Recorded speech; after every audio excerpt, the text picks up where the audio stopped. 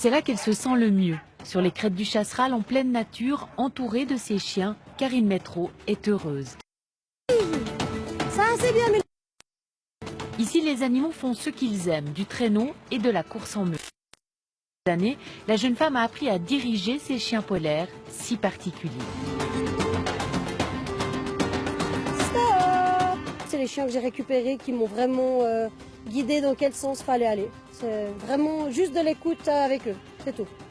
Car ces chiens ont souvent été abandonnés, trop vieux, trop malades ou simplement trop encombrants. Certains ne faisaient même plus de traîneau depuis des années. Mais aujourd'hui, ils retrouvent la piste avec bonheur, même si certains ont encore besoin d'entraînement. C'est quand même le premier week-end de sa vie qui fait ça. Hein. Ils sont extrêmement reconnaissants.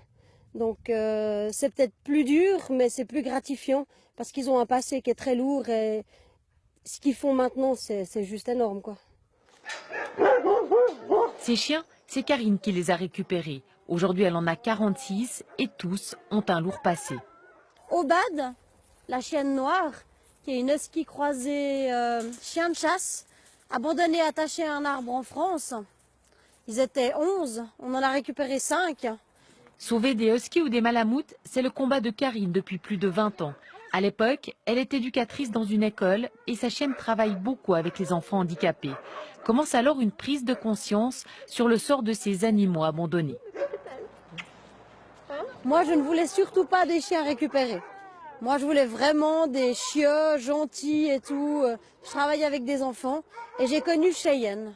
C'est une chienne qui a été lancée contre les murs, ruée de coups de pied pendant une année. Ensuite enfermée dans une maison pendant 7 ans. Et quand j'ai récupéré cette chienne, elle avait 8 ans et c'était juste un amour sur pattes.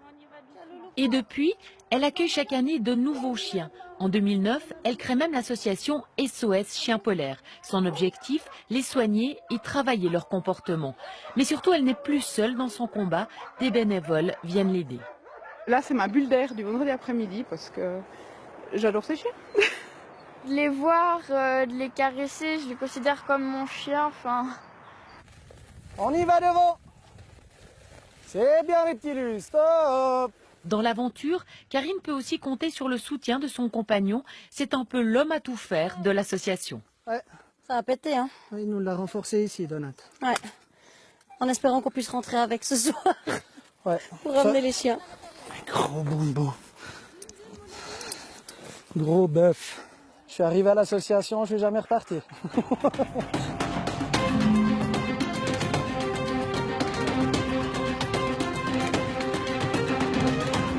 Cet hiver, le couple a posé ses valises sur les crêtes du Chasseral. Après des mois d'entraînement et d'éducation, c'est l'occasion de tester le comportement d'une quinzaine de chiens. Pour nous, c'est des victoires, des chiens qu'on récupère, qui ont mordu, qui étaient agressifs et qui font des bisous à des enfants. Ça n'a pas de prix, hein.